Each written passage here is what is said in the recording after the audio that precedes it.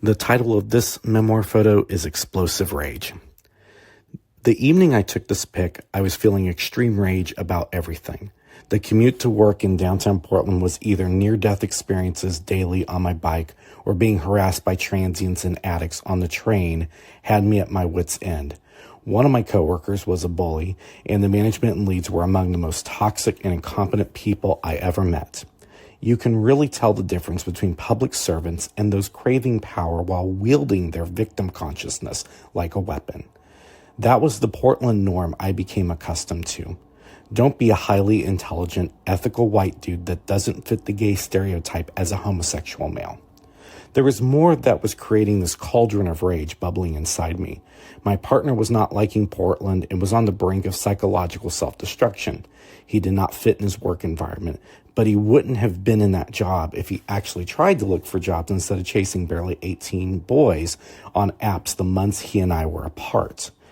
I thought it was my weight gain in the years in Kansas and living with him that amplified his cyber chase, but I had dropped down to 183 pounds. So I knew it was his addiction and not me. Add to this, I was doing all the cleaning at home. There was no space for me, no positive social life, and nothing that fed my soul in Portland. I was burned out and over everything. If I didn't take a long walk, I would probably have destroyed things in my apartment. Despite a dangerous walk at night to get to the interstate bridge to walk from Bridgeton to Vancouver, I sojourned to Vancouver.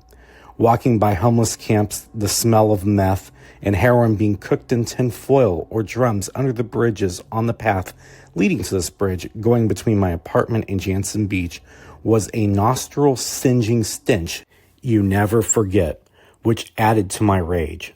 So over all these people escaping reality and pain. Was I the only one unable to do avoidance and just feel it all, including everyone else's unresolved emotions as well? I was on the brink of complete psychotic explosion from the anger and rage I was feeling. As I got to the interstate bridge, I came across this view, epitomizing the crescendo of the rage at the core of my being.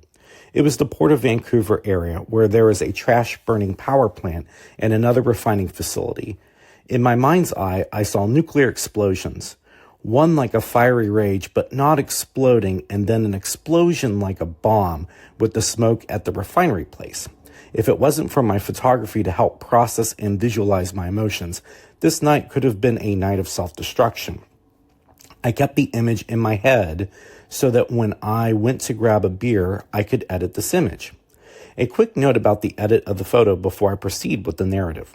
I edited the photo to give this fire and shadow feel to it. This was taken and edited with my iPhone. It also gave a narrative about air pollution, which is another item that I felt rage about at the time. I went to the place I had been to a few times with another buddy before he moved away. I sat at the bar in a seat next to where people would order once my emotions were less fiery.